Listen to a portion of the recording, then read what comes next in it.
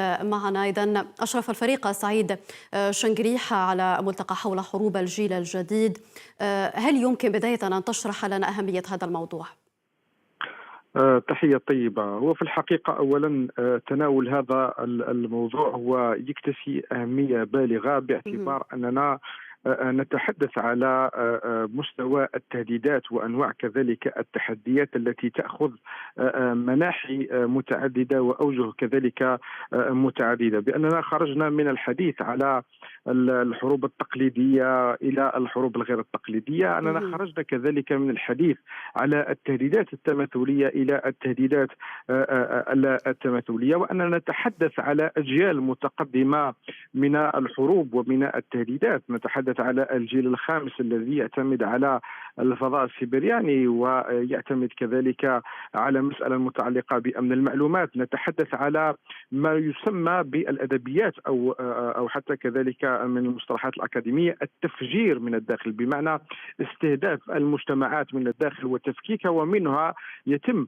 استهدام مفهوم الدولة الوطنية وإسقاط مفهوم المؤسسات. فبالتالي الوقوف عند هذا الموضوع وتشريحه وكذلك تعديد الجوانب المتعددة والأشكال المختلفة لطبيعة هذه الحروب الجديدة هو يستوجب أن يكون مثل هذا اليوم للنقاش، للدراسة، وكذلك لتبني الأدوات التي يمكن من خلالها بلورة أو تطوير استراتيجية وطنية تمكن من الحفاظ على التماسك الاجتماعي وتفعيل دور المؤسسات في السياق الذي يسمح بمواجهة مثل هكذا شكل من أشكال التحديات. لأننا رأينا أنه في العقد الأخير من بداية الألفية الثالثة طبيعة الأزمات والتحولات التي تعرفها الأزمات أخذت أبعاد مختلفة. رأينا كيف استهدفت المجتمعات مثلا في التجارب التي عرفتها أوروبا الشرقية بما سمي بالثورات الملونة. رأينا ما عرفته المنطقة العربية بعنوان الربيع العربي، ورأينا كذلك استهداف الكثير من المنظومات عن طريق الترويج للأخبار المغلوطة، للاستهداف عبر الفضاءات الافتراضية. رأينا كذلك التنظيمات الإرهابية التي كانت تجند المقاتلين عن طريق الفضاء الافتراضي. فبالتالي كل هذا يتوجب أن يكون هنالك تحرك وأن يكون هنالك كذلك دراسة مثل هكذا محطات لتبني الآليات والأدوات اللازمة لحماية وتأمين المجتمع. طيب أستاذ مزاب، من خلال إشراف الفريق سعيد شنقريحة على هذا الملتقى، صرح الفريق سعيد شنقريحة أن حروب الجيل الجديد تقوم على الدعاية المضادة للتأثير على الإدراك الجماعي. ماذا يقصد بهذا؟ أولا أعتقد بأن تناول هذا الموضوع أولا هو يعطينا انطباع بأن مؤسسة الجيش الوطني الشعبي تولي أهمية لهذا الجانب، وبالتالي ويدخل ضمن الاستراتيجيات الأمنية في إطار حماية المجتمع. وحينما نتحدث على مسألة استراتيجية التأثير على الإدراك الجماعي من خلال الدعاية والدعاية المضادة، دعيني ربما أتحدث هنا على مسألة الترويج مثلا للأخبار المغلوطة، على مسألة كذلك إصدار مثل ما رأينا في الآونة الأخيرة بيانات باسم مؤسسات رسمية وهي خالية من الصحة، من خلال محاولة إحداث حالة من اللاثقة، من حالة كذلك من الفجوة داخل المجتمع في إطار زراعة كذلك حالة من التيهان، باعتبار أنه هذه الاستراتيجيات هي تعتمد على مجموعة من الأدوات هي مثلا الاختراق بالتدرج أو كذلك التلقين بالمشاهدة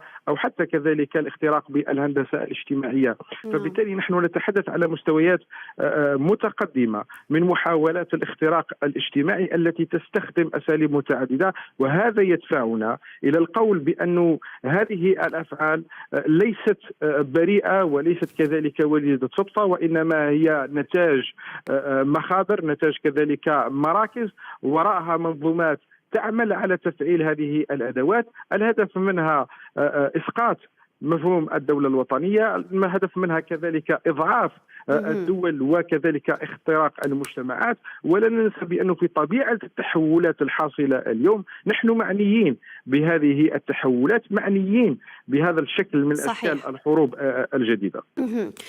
طيب أستاذ، ننتقل إلى الشق الثاني من نقاشنا. أود الحديث عن تصريحات الخارجية الأمريكية فيما يخص قضية الصحراء الغربية. كيف تقرأ تصريحات الخارجية الأمريكية بدعم عمل بعثة الأمم المتحدة في الصحراء الغربية من أجل استفتاء تقرير المصير؟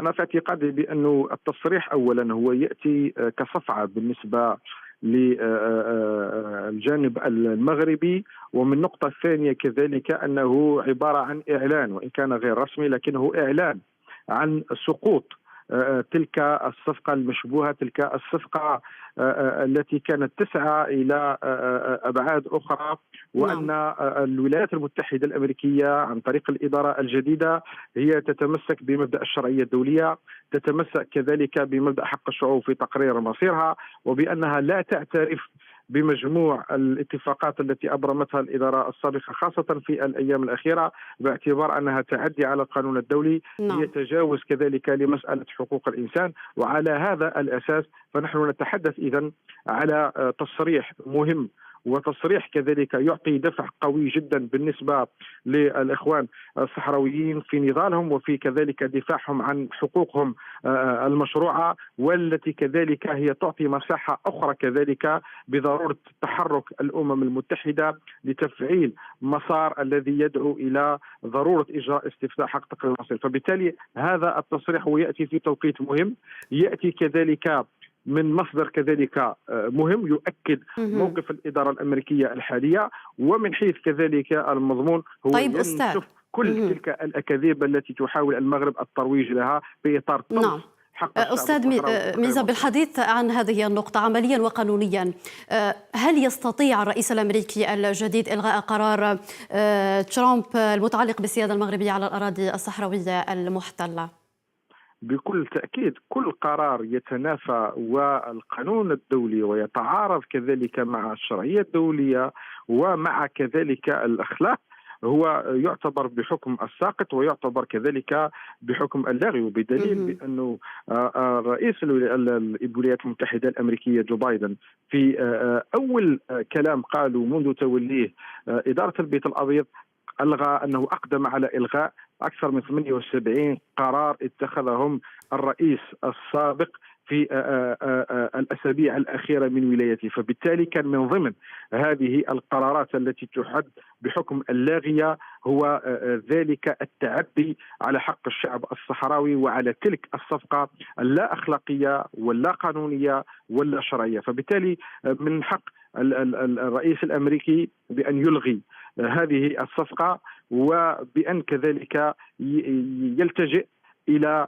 القانون الدولي وينصف القانون الدولي وينصف كذلك مبدأ الشرعية الدولية، لأنه أولا لا يحق للولايات المتحدة الأمريكية أن تعتدي على حق شعب حماه القانون الدولي، وكذلك هو قضيته مطروحة داخل أروقة الأمم المتحدة. لهذا الموقف هو واضح والقرار كذلك هو الأصوب. طيب، شكرا جزيلا لك الخبير الأمني أحمد ميزاب على هذه المداخلة. إذن مشاهدينا الكرام، لبسنا نتوقف عند فصل